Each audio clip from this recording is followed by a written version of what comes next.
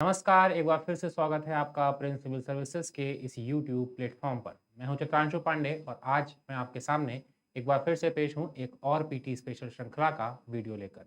जैसा कि आपको पता होगा कि इस सीरीज़ के माध्यम से हम हिस्ट्री के विषय से संबंधित यूपीएससी लेवल के कुछ प्रीवियस ईयर क्वेश्चन और उसी स्तर के मिलते-जुलते अन्य कुछ मॉडल क्वेश्चंस का अभ्यास कर रहे हैं। इसके माध्यम से हम 28 मई को होने वाली अपनी परीक्षा की तैयारी और मजबूत कर सकते हैं। तो इसी वीडियो की श्रृंखला में आज के वीडियो का पहला क्वेश्चन ये है, आरंभिक पुरापाषाण युग, तो पाषाण युग की बात हो रही है, के संदर्भ में निम्नलिखित कथनों पर विचार कीजिए। तो आरंभिक पुरापाषाण युग के संदर्भ में आपको विचार करना है। आपको पता होना चाहिए कि पाषाण युग या स्टोन एज जो चैप्टर है वो हिस्ट्री का one of the first chapter है जिसको हम क्लास में पढ़ते हैं। और ये पाषाण युग की अगर बात की जाए तो इसे हमने अपनी सुविधा के क्रम के अनुसार पुरापाषाण, मध्य पाषाण और नवपाषाण काल में बांट रखा है। पैलियोलिथिक, मेसोलिथिक और नियोलिथिक। अब चूंकि यहाँ शब्द प्रयोग कर रहा है आरंभिक पुरापाषाण, तो आरंभिक का मतलब जो पुरापाषाण का भी कई स्तर है उसमें भी सबसे पहले स्तर की यहाँ पर बात हो रहा है। अमूमन जो है 5 लाख ईसा पूर्व यानी 5 लाख बीसी से लेकर के पूरा जब तक हड़प्पा एज शुरू नहीं होता, जिसको हम रफली मान लेते हैं 3000 बीसी तक, इस समय तक माना जाता है कि भारत में पाषाण युग का प्रचलन था। और इस पाषाण युग के प्रचलन को हम 3 भागों में बांटते हैं बेटा, पैलियोलिथिक, मेसोलिथिक और नियोलिथिक। अब इस पैलियोलिथिक को एक बार फिर से हम 3 भागों में बांटते हैं, लोअर पैलियोलिथिक, मिडिल पैलियोलिथिक और अपर पैलियोलिथिक। अब क्वेश्चन आपसे पूछ रहा है कहां पर, लोअर पैलियोलिथिक। अब इसमें देखिए क्या क्या स्टेटमेंट्स हैं। पुरापाषाण युग का आदिम मानव खाद्य संग्रह पर जीवन निर्वाह करता था। थोड़ा ध्यान दे रहा है यहाँ पर, अभी मानव की सबसे आरंभिक अवस्था है और इस अवस्था में मानव जो है अभी हंटिंग एंड गैदरिंग की पोजीशन में है, शिकार करके अपना पेट भरना और बचे हुए शिकार को आने वाले समय में भोजन के रूप में प्रयोग करना। तो कहीं ना कहीं खाद्य संग्रह पर बल है। अगर कहीं उसे कोई फल फूल मिल जाता है जो खाने योग्य है तो वो उसको खा रहा है और जितने इकट्ठा कर सकता है वो इकट्ठा कर रहा है, उसको संग्रहण कर रहा है। तो कहीं ना कहीं ये बात सच है कि हंटिंग एंड गैदरिंग में जो गैदरिंग वर्ड है वो संग्रहण को ही दर्शाता है, इसलिए खाद्य संग्रह पर जो है अभी जीवन निर्वाह इसका पूरी तरह से हो रहा है। ये स्टेटमेंट क्या है बेटा, सही है।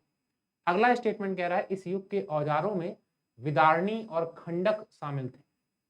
तो अगर आप देखेंगे तो पाषाण युग का जो विभाजन है उस विभाजन का मुख्य रूप से जो आधार है वो कहीं ना कहीं इसी पाषाण से बने हुए उपकरण रहे, यानी इन्हीं स्टोन टूल्स के आधार पर इस पाषाण युग का विभाजन किया जाता है।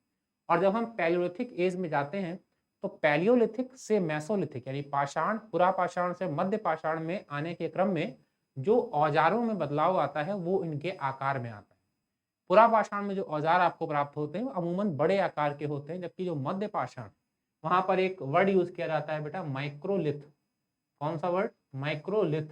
और इसका मीनिंग सामान्य रूप से ये होता है छोटे औजार या सूक्ष्म औजार पत्थर के।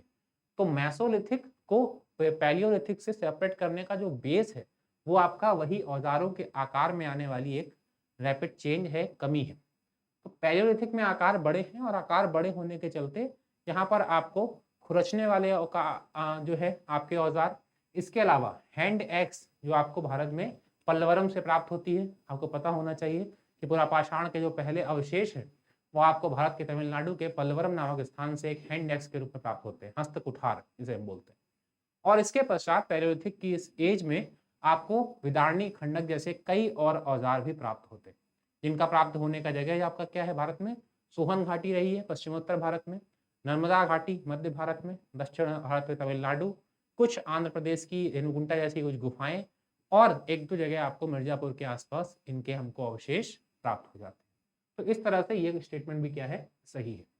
इसके बाद अगर तीसरे स्टेटमेंट पे आए तो इस युग के निवास स्थल के अवशेष सोहन नदी घाटी में पाए जाते हैं। मैंने जस्ट आपको कुछ प्लेसेस के एग्जांपल दिए और इट वाज द कोइंसिडेंट कि वही सेम स्टेटमेंट आपको अगला दिखाई पड़ रहा है कि सोहन नदी घाटी में इसके कुछ अवशेष पाए जाते हैं। मैंने बताया पश्चिमोत्तर भारत संपर्क है, इसका संबंध है और वहीं पर इसके अवशेष हमको मिलेंगे। तो ये तीनों ही स्टेटमेंट आपके जो है इस क्वेश्चन के सही हैं और इस हिसाब से इसका आंसर क्या हो जाएगा बेटा, डी। तो डी इसका सही आंसर। क्वेश्चन को सिर्फ सुनिए नहीं, सिर्फ उसको सॉल्व करने की कोशिश कीजिए और मुझसे थोड़ा सा पहले सॉल्व करने की कोशिश कीजिए। इससे होगा क्या कि आप जो सोच पा रहे हैं और जो मैं आपको एक्सप्लेन कर रहा हूँ इनके बीच जो डिफरेंस है उसको आपको दूर करना है। अगर आप भी इसी लेवल का सोच पा रहे हैं, चीज़ों को इतना जल्दी ही एनालाइज़ करके आंसर निकाल पा रहे हो, डेफिनिटली फिर आपका सिलेक्शन होने से कोई रोक नहीं सकता। तो इसी का हमें अभ्यास भी करना है, तो कोशिश कीजिए मेरे साथ-साथ ना चलकर मैं थोड़ा-सा पहले आप क्वेश्चन को सॉल्व करें और अगर आप सॉल्व कर ले जाते हैं तो आप उसका आंसर कमेंट बॉक्स में अवश्य लिखें। पाषाण काल से लेकर वैदिक काल तक हुए सामाजिक परिवर्तनों के संदर्भ में निम्नलिखित कथनों में से कौन सा असत्य है, यानी कौन सा सही नहीं है। अब चूंकि सही नहीं पर पूछ रहा है तो चलिए देखते हैं भाई क्या पूछ रहा है। पाषाण काल से लेकर वैदिक काल यानी कि स्टोन एज से बात कर रहा है, वैदिक एज की।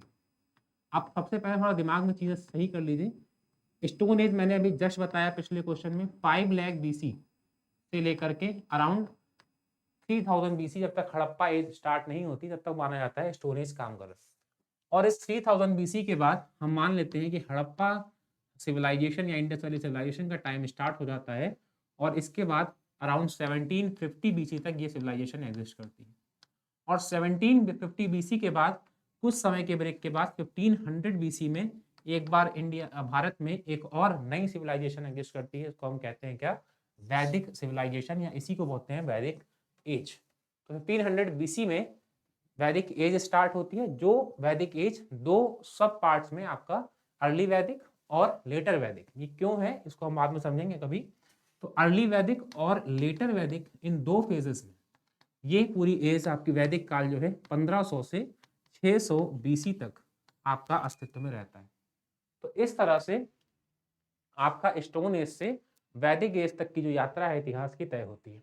अब आपसे जो क्वेश्चन पूछा गया है वो इसी यात्रा में होने वाले सामाजिक परिवर्तन, सोशल चेंजेस, या जो भी चीजें चेंज हो रहे हैं, डिफरेंस आ रहे हैं, उन पर क्वेश्चन पूछा गया है। ठीक है, तो चलिए देखते हैं स्टेटमेंट। पुरापाषाण युग में समाज खाद्य संग्राहक था। तो मैंने अभी आपको एक्सप्लेन किया था कि कैसे ये हंटिंग और गैदरिंग वाली चीजें हो रही थी और खाद्य संग्राहक बना हुआ था। स्टेटमेंट बेटा क्या है, सही है, क्योंकि हमें असत्य को छांटना है इसमें से। ताम्रपाषाण काल में लोग जमीन के ऊंचाई वाले भाग पर रहते थे और समाज खाद्य उत्पादक हो गया था। अब खाद्य संग्राहक और खाद्य उत्पादक में मूलभूत अंतर यह है कि खाद्य संग्राहक में अभी मानव जो है प्राकृतिक रूप से जो उपजी हुई चीजें हैं उन्हीं का सेवन कर रहा है, उन्हीं का संग्रहण कर रहा है। अब वो मीट भी हो सकता है किसी जानवर का, या फिर वो कोई फल फूल हो सकता है। खाद्य उत्पादक से तात्पर्य यह है कि नवपाषाण काल, नियोलिथिक एज में जब कृषि करना मानव ने आरंभ कर दिया तो वो खाद्य संग्राहक से खाद्य उत्पादक की भूमिका में आ गया। और अगर हम बात करें ताम्रपाषाण युग की, तो ये ताम्रपाषाण काल मुख्य रूप से ताम्र या तांबा जो है मानव द्वारा प्रयोग की गई पहली धातु के रूप में जानी जाती है। और इसी कारण से नवपाषाण काल के जो अंतिम चरण है, जब मानव ने तांबे की खोज कर ली और उसका प्रयोग करना शुरू किया, तो माना जाता है कि ये नवपाषाण काल का और हड़प्पा काल के बीच का एक ट्रांजिशन पीरियड बन गया। और इसी दोनों, ताम्रपाषाण काल चूंकि हड़प्पा काल के समीप है, तो यहाँ पर आपको समाज खाद्य उत्पादक दिखाई पड़ेगा, क्योंकि नवपाषाण काल में ही चेंज हो जाएगा। साथ ही अगर हम बात करें जमीन से ऊंचाई वाले भाग, तो ये बात भी सही है। क्यों? क्योंकि अब मानव जो है जैसे जैसे कृषि उत्पादन बढ़ेगा, कृषि होगी मान लीजिए, कृषि उत्पादन बढ़ेगा और कृषि उत्पादन बढ़ेगा तो जनसंख्या बढ़ेगी, और जनसंख्या बढ़ेगी तो कृषि उत्पादन के बढ़ने से क्या होगा बेटा, बाजार में चीजें जाएंगी, जो अधिशेष उत्पादन होगा उसका क्रय विक्रय की चीजें होंगी। तो ऐसे धीमे धीमे क्या है, जो मनुष्य अभी तक जंगलों में ट्राइब्स के रूप में रह रहा था, वो अब सोसाइटीज के रूप में रहना स्टार्ट करेगा। और फिर वो सुरक्षात्मक दृष्टिकोण से जानवरों से बचने के लिए कुछ ऐसे स्थानों का चयन करेगा जहां पर कृषि करना भी आसान हो और जहां वो सुरक्षित भी रह सके। ऐसे में पहले गुफाओं का प्रयोग मानव पाषाण युग से करता चला आ रहा था। अब सोसाइटीज कुछ जो है ऊंचे स्थानों पर बनना स्टार्ट होगी। फायदा क्या होगा, माउंटेनियस रीजन है तो वहां पर जो है जल की कमी नहीं होगी और कृषि करना आसान होगा, साथ ही साथ सुरक्षित भी रहेंगे। तो ये बात भी सही है, क्योंकि हमको जो भी इस ताम्रपाषाण काल में आपको जो भी जगह मिलती है, जैसे अहाड़ की बात कर लें आप राजस्थान में, या फिर आप गिलुंद की बात कर लें, या फिर आप महाराष्ट्र के तैमाबाद में जोरवे संस्कृति की बात कर लें, जो भी मेन स्थल आपको देखने को मिलते हैं वो सही पहाड़ से थोड़ी सी पहाड़ी क्षेत्र में या जमीन की थोड़ी सी ऊंचाई पर स्थित है। तीसरा पॉइंट है, हड़प्पा काल का समाज नगरीय और अश्वारोही था। अब यहाँ पर थोड़ा सा आपको ध्यान देना है, नगरीय था या नहीं और अश्वारोही था या नहीं। तो नगरीय का मतलब है जहां पर मनुष्य जो है कुछ अपनी आवश्यकता की चीजों को अपने समाज सोसाइटी में ला करके उसे शहरी रूप दे दे। अब शहरी रूप में क्या अंतर है, गांव और शहर में क्या अंतर है, आपको जानकारी होगी, मैं उस पर नहीं जाऊंगा। लेकिन आपको पता होना चाहिए कि भारत के इतिहास में जो कुछ सबसे पहले नगर पाए गए हैं उसका संबंध हड़प्पा काल से माना जाता है। मोहनजोदड़ो सबसे बड़ा नगर है इनमें से, हड़प्पा एक प्रसिद्ध नगर है, राखीगढ़ी हरियाणा में प्रसिद्ध नगर है।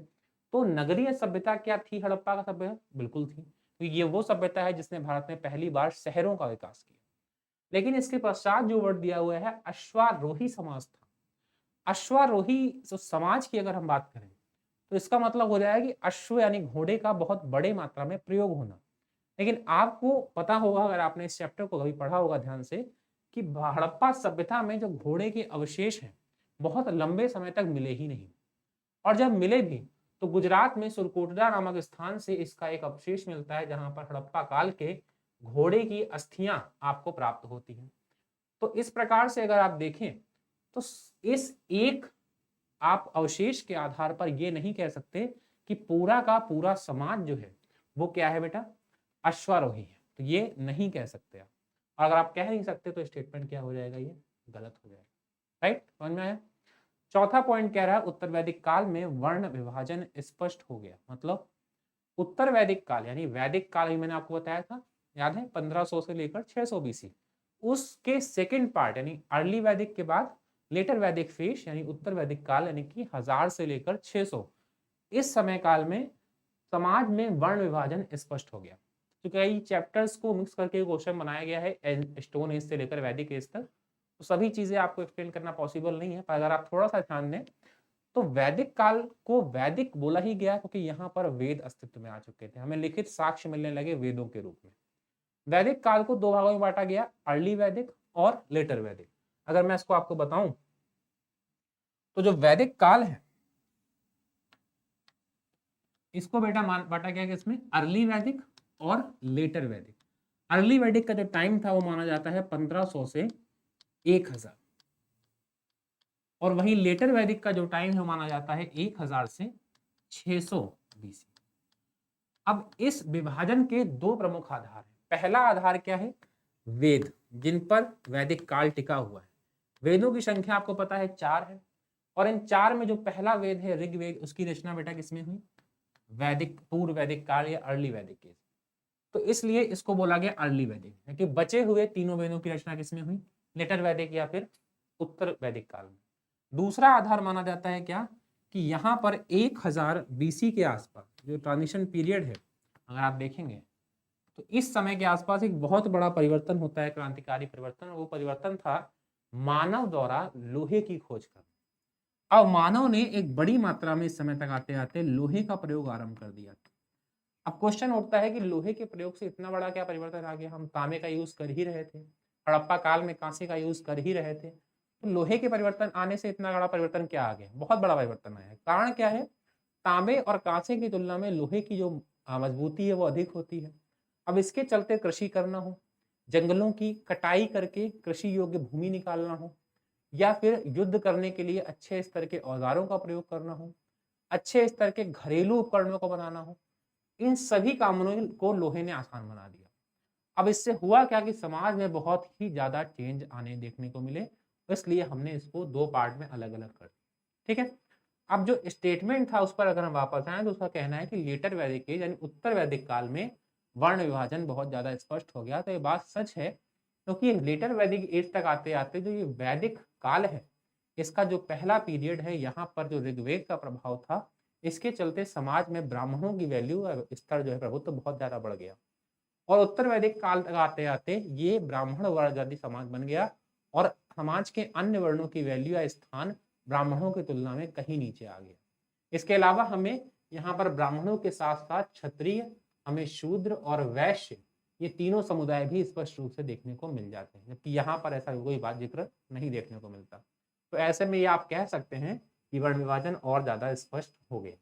तो चूंकि असत्य कथन छाटना था और पहला दूसरा और चौथा सही है, और अश्वारोही होने के कारण तीसरा स्टेटमेंट आपका गलत है, तो बेटा आपका आंसर क्या हो जाएगा, सी। क्लियर? तो इस तरह से इसका आंसर आपका सी हो जाएगा। अब चलिए अगले क्वेश्चन में बढ़ते हैं। सम्राट अशोक के कलिंग युद्ध के संदर्भ में निम्नलिखित में से कौन सा कथन असत्य है? अब सम्राट अशोक की बात कर रहा है और कलिंग युद्ध की बात कर रहा है। और आपको गलत कथन को छांटना है। अब सम्राट अशोक कौन है, आपको थोड़ी बहुत जानकारी होनी चाहिए, जिन्हें नहीं उनको बता दूं। मौर्य काल का आरंभ 322-21 के आसपास माना जाता है, जब चंद्रगुप्त मौर्य ने भारत में मगध को केंद्र बनाकर एक नए साम्राज्य की स्थापना की और नंद वंश का अंत किया। चंद्रगुप्त मौर्य के बाद मौर्य वंश में शासक बनते हैं बिंदुसार, और बिंदुसार के पश्चात मौर्य वंश में शासक बनते हैं बेटा अशोक। तीसरे राजा थे, पर बहुत अहम शासक माने जाते हैं। इनके समय में ही मौर्य साम्राज्य का सर्वाधिक विस्तार होता नजर आता है। नई नई नीतियां बनती हैं, भारत की प्रशासनिक व्यवस्था है प्राचीन, उसका निर्माण किया जाता है। तो इन सभी दृष्टिकोण से इनका साम्राज्य बहुत अहम है। हालांकि इनके साम्राज्य में एक जो बड़ा आप कह सकते टर्निंग पॉइंट आया, वो ये था इनका शासनकाल में, वो था कलिंग युद्ध। कलिंग युद्ध बेसिकली, कलिंग जो है ये उड़ीसा का प्राचीन नाम है, और उड़ीसा को अगर आप भारत के मानचित्र में देखेंगे तो आपको जानकारी मिलेगी कि यहाँ कहीं पड़ता है। अब ये इतना अहम क्यों बन जाता है, इसका अहम बनने के दो कारण हैं। पहला कारण, मौर्य साम्राज्य उस समय तक कलिंग को छोड़ करके लगभग इस दक्षिणी हिस्से तक फैला हुआ था, उत्तर भारत पूरा, और इसमें कलिंग ही एक ऐसी जगह थी जिस पर मौर्यों का अधिकार नहीं था। अब चूंकि अशोक एक कह सकते हैं सार्वभौमी सम्राट था, तो ऐसे में उसने इच्छा जताई दो रीजन के चलते। पहला, क्योंकि एक सभी भारत का एकीकरण करना है, सभी भारत को जीतना है पूरा भारत, तो उसको कलिंग जीतना था। दूसरा, कलिंग का जो क्षेत्र है वो व्यापारिक दृष्टिकोण से बहुत अहम था, बंदरगाह वाला क्षेत्र था, तो इस दृष्टिकोण से भी मौर्य को, अशोक को इसको जीतना अनिवार्य हो गया। 261 ईसा पूर्व में यह युद्ध होता है, अशोक की सेनाएं और कलिंग की सेनाओं के बीच युद्ध होता है। एक बहुत भीषण युद्ध होता है, और इस भीषण युद्ध में 1 से 2 लाख सैनिक मारे जाते हैं और इतने ही लगभग घायल होते हैं। इस भीषण त्रासदी को देखने के बाद ऐसा कहा जाता है ग्रंथों द्वारा कि अशोक का हृदय जो है वो परिवर्तित हो गया, द्रवित हो गया, और उसके बाद उसने क्या किया, बौद्ध धर्म को अपनाने दिशा में कार्य करना स्टार्ट किया, युद्ध की नीति को त्याग दिया और भेरी घोष के स्थान पर धम्म घोष को अपना लिया। अब ये एक बहुत बड़ा परिवर्तन है। इस परिवर्तन पे ही क्वेश्चन आपसे पूछे गए हैं, कौन सा सही है या नहीं। अशोक ने राजा बनने के बाद केवल कलिंग का युद्ध किया था, क्या ये स्टेटमेंट सही है या गलत? आपको बताना है क्या स्टेटमेंट सही है या गलत। तो ये स्टेटमेंट बेटा क्या है, गलत, क्योंकि राजा बनने के बाद अशोक को कई और युद्ध भी लड़ने पड़े थे, हालांकि कलिंग उसका अंतिम सबसे बड़ा अभियान था। तो इसलिए ये स्टेटमेंट क्या हो जाएगा, गलत। इसके बाद इस युद्ध के संदर्भ में अशोक ने अभिलेख में सत सहस्त्र शब्द का प्रयोग किया है, तो ये बात सच है। अशोक के इंस्क्रिप्शन में इस युद्ध का वर्णन मिलता है 13वें अभिलेख में, जहां पर उसने सत सहस्त्र वर्ण का युद्ध किया है कि लगभग इतने लोग मारे गए। इसके पश्चात कलिंग युद्ध राज्याभिषेक के 8 वर्ष बाद लड़ा गया, ये बात भी सही है। तो अशोक का जो राज्याभिषेक है लगभग 269 ईसा पूर्व में होता है, और 261 ईसा पूर्व में युद्ध लड़ा जाता है, तो ये पत्थर भी क्या है बेटा, सही है। इस युद्ध का वर्णन 11वें शिलालेख में किया गया है, ये स्टेटमेंट भी गलत है, क्योंकि इसका वर्णन किया गया है बेटा किसमें, 13वें शिलालेख। तो ऐसे में आपका इसमें दो स्टेटमेंट गलत है, मान के चलते चलिए ये आंसर है, तो डी इसका सही आंसर हो जाएगा। ठीक है, इसमें एक्चुअली दो स्टेटमेंट गलत आ गए हैं, तो क्वेश्चन थोड़ा सा गलत हो गया है, लेकिन हम मान लेते हैं कि इसका आंसर क्या है, डी। चलिए अगला क्वेश्चन देखते हैं। गुप्त साम्राज्य के उद्भव एवं विकास के कारणों के संदर्भ में निम्नलिखित कथनों में से कौन सा या से सही है।